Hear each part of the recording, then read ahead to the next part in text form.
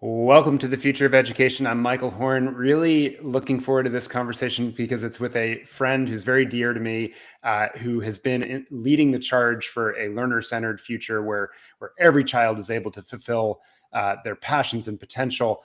And she's just been a leader in this movement. And we've spent a lot of time on airplanes back in the day when one did those sorts of things, trying to transform this education system. So I'm going to bring up to the stage alongside me Susan Patrick, who leads the Aurora Institute, formerly INACOL, for those of you who have followed the field, but she's just been an incredible leader for many years now in the education space. So first, Susan, it's really good to see you. I've been looking forward and missing our chats. I've been really looking forward to catching up on this conversation. Yeah, it's great to see you too, Michael. Yeah, so you just actually, let's start where we were talking backstage before, so to speak. You all just held your annual symposium. You had Secretary of Education there, among other people, talking about what's going on. What did you learn from that conference, and hearing all the different sessions and hearing what people are talking about and excited about in the field? It's obviously been a last few years of a lot of change. What left you feeling excited and hopeful for the future? Yeah, I mean, having Secretary Cardona there was a true honor, and to hear his commitment for education for all children. And what people may not realize about his work in Connecticut, in the district and in the state, is that he has direct experience with learner-centered education and personalized learning. His main focus was on the $130 billion coming into the education system right now over the next 3 years. And so a lot of our conversation across the Aurora Institute Symposium was looking at where are the policy opportunities. So we had states like Utah and Washington State, New Mexico, and others, South Carolina, sharing their journeys on modernizing their education systems and looking at all levels of change, as well as a real focus on, there's a lot of research on youth development out there, on how youth brains work, how they learn, and what primes the pump for deeper learning, and also what students need to be able to take ownership of their work and plot goals every day, get that support from their teacher or concierge in their learning journey and experience, and listening to all of the different models and entry points across the US. This is also happening around the world. That is really encouraging and inspiring. So I came out of the conference just being inspired to know that there's great work happening, and also with it just a deep sense of humility for the challenges that people are still experiencing right now across our society. The teachers, the parents that are still experiencing what are really difficult aspects of living through a pandemic. Yeah, no doubt about it. I want to dig in on sort of one by one a lot of the things you just said, because there's a lot of important points there. Let's start with the policy opportunities. You mentioned some states, Utah, that for many years have been doing a lot of things to try to remove a lot of barriers to a more learner-centered future. You also mentioned South Carolina, New Mexico, and some others. What are you seeing in the policy arena that has you hopeful as we get into some specifics around what's actually moving some of these barriers, or maybe creating some zones for innovation that didn't exist before? Yeah, and you and I have known each other a long time. And the number one policy issue that we have seen for people in K through 12 education that are really trying to reimagine education and design differently is a move away from seat time. We use time and not the amount of learning to essentially evaluate and measure how students move through the system. And so when time is the constant and learning is the variable, you get students ranked and sorted based on grades. Some kids are moving through with gaps of 20% or 30% and 40% and still moving on. And then we wonder why students are entering high school not ready, not ready with basic literacy, not ready with basic numeracy. So seat time is still a major issue. And even though a lot of states have created some flexibility, those waiver policies where you still have the seat time dominating and impact so many other areas. You have states. So here are a couple of areas, I'll say 5, that I'm really excited about. One is fundamentally, in order to change our systems, you've got to engage parents and educators and communities, business leaders in redefining student success. What is the purpose of our education system? And we have seen this called profile of a graduate work. States are working on redefining student success. And that is happening all across the country at the local level with communities and school districts, as well as in states like Virginia, South Carolina, Utah, who has been doing a lot of really interesting work in innovation and pilots on competency-based education, but they hadn't done the fundamental redefining student success work, has now over the last year been going back and working on their Utah profile of a graduate. And I'm really happy to report on that map that we have of states advancing policies for personalized competency-based learning and innovation, that the lone state with no policies was Wyoming, and they are now, their State Board of Ed over the last year, virtually too, we started holding meetings, and legislative task forces is working on their Wyoming profile of a graduate. And even virtually, they're doing this outreach with communities. And what you see in redefining student success is that people recognize that literacy and numeracy are essential, but no longer sufficient. Sufficient, yeah. Yes, it's a broader range of knowledge and skills for the future. Other areas, states starting up innovation zones, states like Kentucky that have been doing innovation zones since 2012, competency-based ed task forces, competency-based ed pilots, and multiple pathways to graduation. And so one of the things that we saw during the pandemic was just a lot of rethinking. What does it mean to graduate? What is a high quality credential? So I'll pause there on kind of the high level. Those are state policies that are really have a lot of action all across the US. Let me ask the flip side. What are you pessimistic about in policy right now? Because as you mentioned, we were on the road for years hammering on this need for a move to competency-based learning, moving away from seat time as the barrier. Some of these challenges aren't policy in nature. They're certainly practice and processes on the ground in schools. But what has you frustrated that there hasn't been maybe more movement during the pandemic over the last few years, or something that you say, gosh, it's good we're talking about all these things, but we still need to be, we're forgetting something? Yeah, I think, one of the things that I've learned from you, Michael, and in disrupting class is how important it is to create space for innovation so that the parents, the teachers, this is a ground up movement of like, how do we redesign education with a lot of conversations on what student needs are, what community needs are. And educators and school leaders are really leading this charge on the redesign. So what's frustrating is that we still don't have enough space.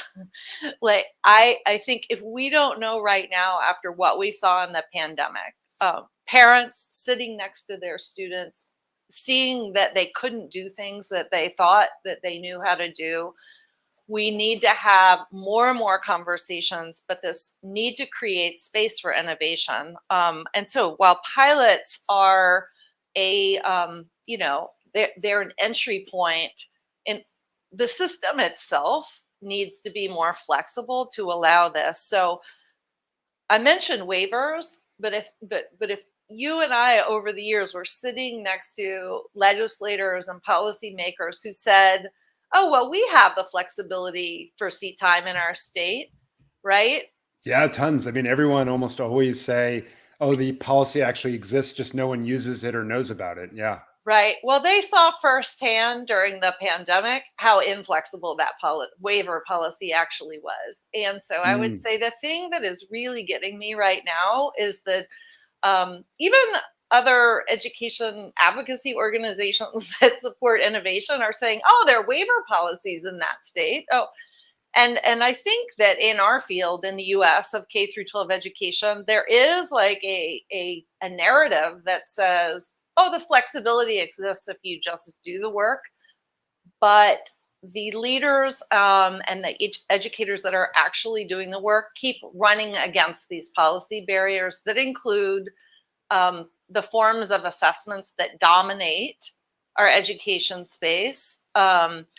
And that the waiver policies, if you have to apply to a state department of ed or a state board for a waiver every year, and you don't know whether that waiver will be approved or not approved or how it will be received, the truth is you're not going to waiver yourself into a systems change at the local level.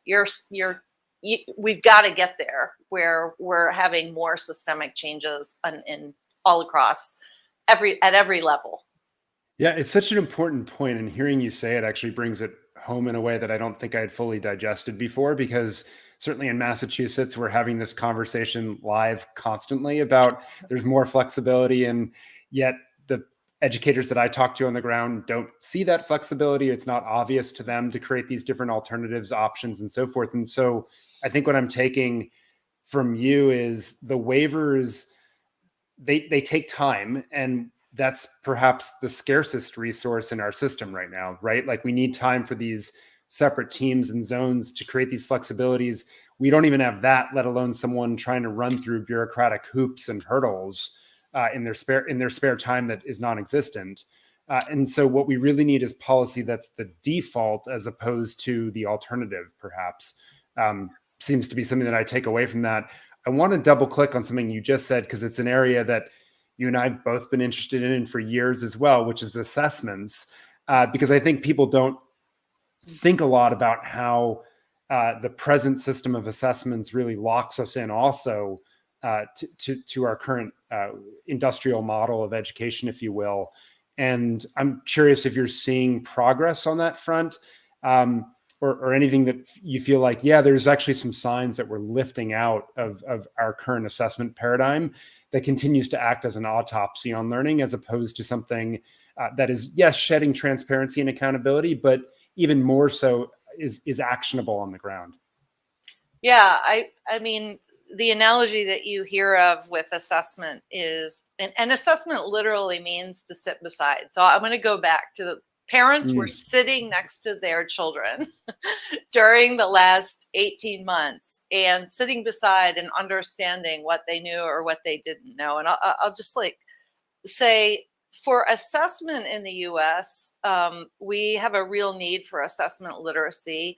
And I'm encouraged because that topic is being brought up, and it's a little bit nerdy and academic, but essentially it means that there is a whole field of knowledge around what assessments, having knowledge and skills of what assessment is appropriate at the time for what you're actually measuring of learning. And what's a little disturbing is to hear some people in really prominent policy positions talking about assessment literacy as just being able to read standardized test scores and understand them. It's a lot bigger. So 1% of our colleges of education, 1% teaches assessment literacy. So there's a whole need. So what does that mean? Overall, if you have students learning anywhere, anytime, I mean, we haven't really talked about this vision of the future that we hope for that's learner-centered, right? It's about empowering learners, and schools might be hubs in their community of learning, but students are also learning in communities, in workplaces, like in paid internships. And so what does that mean for assessment? It means that we need to be thinking about assessment as collecting evidence of student work that demonstrates their knowledge and skills at a level we can trust. So there are things like rubrics for what a student shows and knows. These things are happening all over the globe. There's a whole field of knowledge of interest, I would say, on recognition of learning. What does it mean to validate and recognize learning? So if you think about these broader definitions of success and a broader purpose to create young people that can thrive and flourish in the future, and they are getting engaged in setting their goals, on a set of knowledge and skills, creating authentic work to demonstrate that, then all of a sudden you really need to make sure that you have assessors that can look at that knowledge and validly judge it. So we do this with AP tests, right? But we Yep. also do it with things like karate or driver's licenses, right? Or Mm-hmm. you're not going to give us a young person a driver's license with just the written part of the test. You're going to have a driving test. So this is about having good information that students are creating in understanding part of the learning process. So is assessment just for accountability, or is assessment for improving teaching and learning, and Mm-hmm. specifically improving learning for the youth as they go on a progression across their K through 12 learning experience?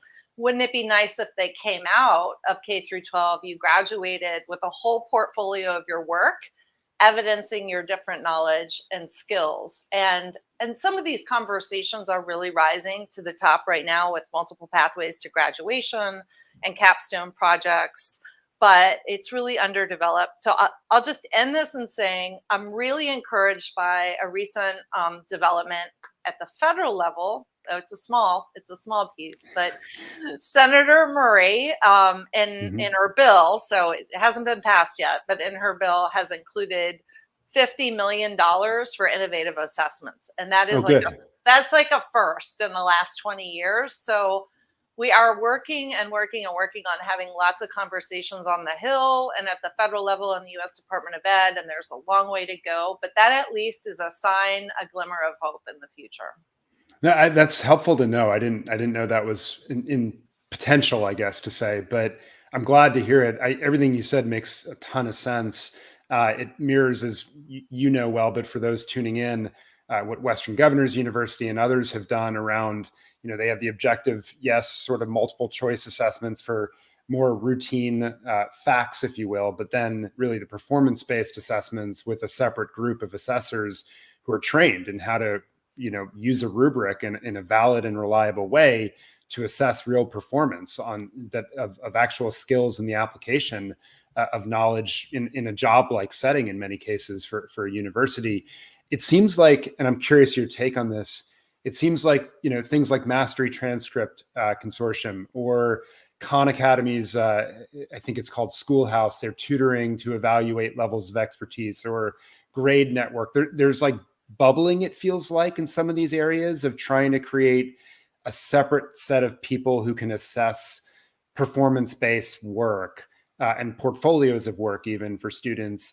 But I can't tell how deep it's spreading on the ground. I'm curious, are there things you're seeing where you're optimistic around the design, or are you skeptical that there's a lot of sort of bottoms up energy around this right now, and maybe that federal dollars is what's needed to kickstart a bigger movement?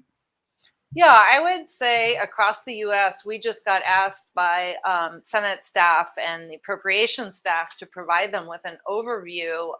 So the Aurora Institute, with partnership with KnowledgeWorks and the Center for Innovation and Education and the Center for Assessment, we're all working together on a student-centered accountability and assessment coalition to lift up the work that's happening across the country. And there are a number of local and regional and state assessment initiatives that are happening on innovative assessments and balanced systems of assessments, using building capacity, like building skills for educators to do that authentic assessment.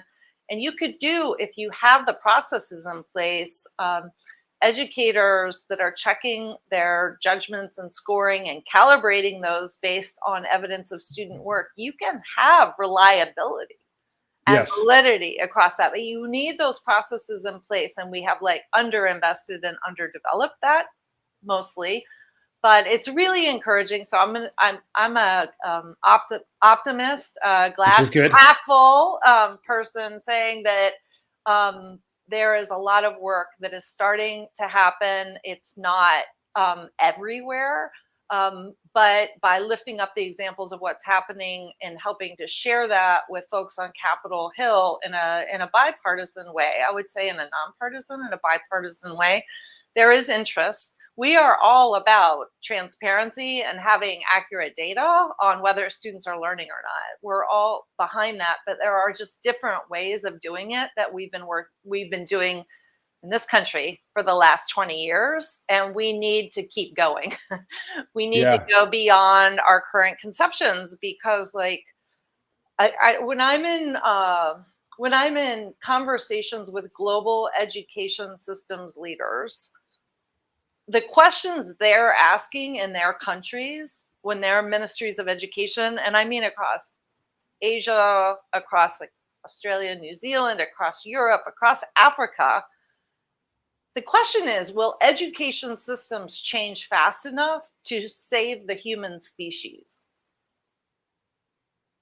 That's not being asked here. Yeah. What are we asking? We're asking about such minutia, right? We're asking about like really minutia and metrics, which matters. That's a thing that's important.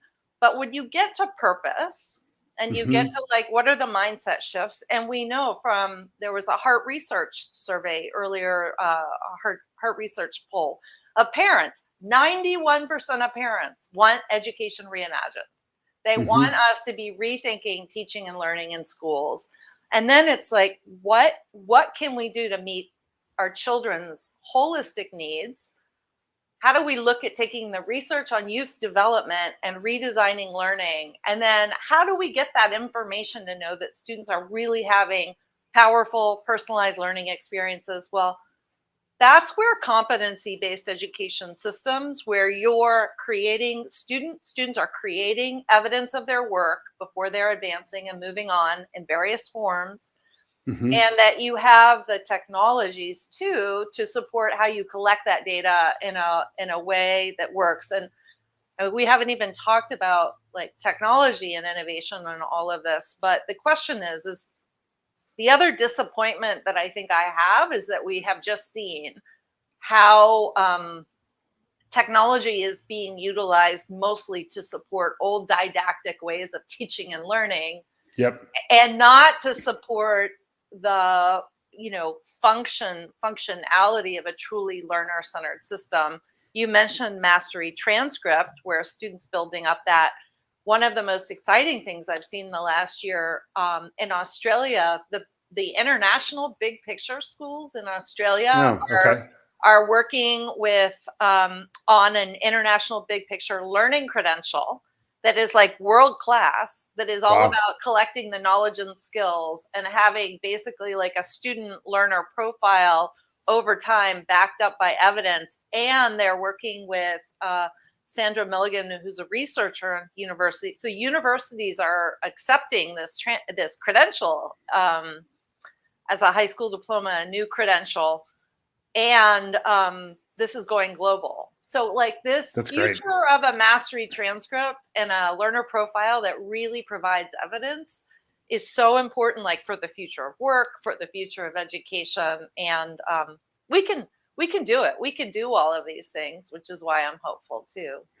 Yeah, no, that's encouraging to hear about that effort. I wasn't aware of that one at all. And I think it's interesting, several things you said, because they're mirroring my own thinking. I'm working on a new book right now, as some folks know, and it's the importance of starting with the purpose and enlarging it beyond just the traditional knowledge, I think is critical. And to your point, then a mastery view or competency-based view of the skills and habits and so forth that you need, it's something that you can look across a lot of different facets of someone's life, and in the projects and authentic work that they're doing, see evidence of that in a way more authentic way than, say a self-survey or some of these narrow assessment measures we've sometimes fallen back on.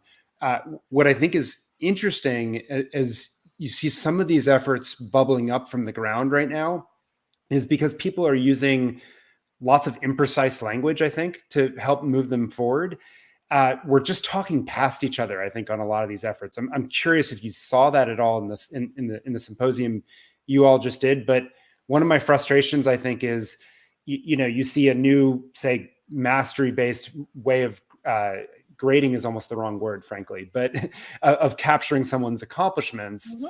And someone says, okay, well, but have we lost the ability to understand, their ability to meet deadlines and certain behaviors that I would call, okay, those are parts of habits of success, right? They're separate though from the content, knowledge, and skill question that something is asking, but we're sort of not even able to have that conversation because we're just lumping them in large movement-based conversations as opposed to unpacking these. Hopefully that's articulate enough. And I'm just curious your take, if you're seeing some of the same challenges on the ground or certain places where people are actually unpacking these to get into the real design questions that are still sticky perhaps, but otherwise skated over if we're not specific enough. Yeah, there's a lot in that question. I will Yeah, say, it's loaded, obviously, but yeah. right, one of the things that our symposium just focused on is getting the really amazing people in the field that are doing this work of unpacking high quality, personalized, competency based learning environments, and getting really specific about the frameworks. And there's so many examples out there, but like, and I don't want to pick favorites of all of the people doing great work, but Give a few examples. Yeah. I mean, honestly, Spring Point has been doing amazing work on the Mm. opportunity by design, and they're taking all of their tools and frameworks as what does it take? What are the phases of moving to a competency-based system? And you can have certain elements of it and not be fully there and keep working on it, but you have to know what the progression is of building that bridge from a traditional one size fits all school model to going to changing your systems to be one that is fully like has learning progressions, is competency based, um, and is doing that work. Redesign has been doing incredible work on competency based education and building Mm. leader and educator capacity. Great Schools Partnership has a whole like global best practices framework. We've seen the New Hampshire Learning Initiative. New Hampshire is a state that has been on this journey for competency-based education since the mid 2000s and has built lots of capacity. They are actually taking. This is one reason that we publish definitions in partnership with the field that are updated competency-based education definition as 7 elements, and New Hampshire Learning Initiative has actually created a framework with each of those 7 design elements and how schools and districts getting started can orient their learning around what those mean in their local context and for their design continuum. I feel like I'm forgetting so many others that are doing No, but these are great. good. These are good just because I think it's hard to figure out, right, where are the bright spots, because there's so much tension and yelling right now in the education field, and uh, It's the emotion is real, right? But there are some very exciting things occurring as well, and so hearing some of those examples, I think, are helpful. Yeah, and I have to give a plug to my colleague Elliot Levine, who's our research director. Who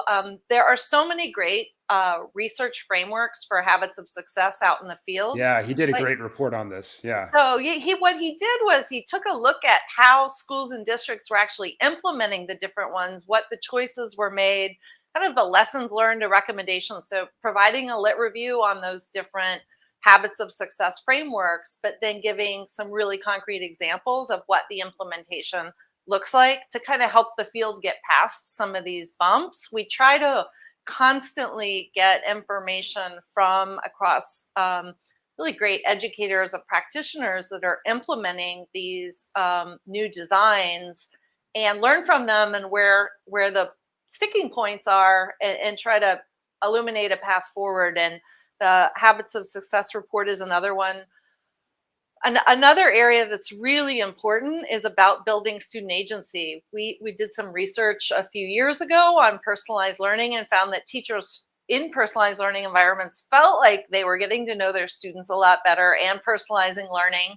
We also did a student survey, and the students were saying, I know my teachers are trying to personalize learning, but I am not given ownership and voice and choice over over like how I'm doing this, where I'm doing this. And if the pandemic didn't show us that we're not giving students enough like building their muscles at self-regulation, right? At setting goals and learning how to get through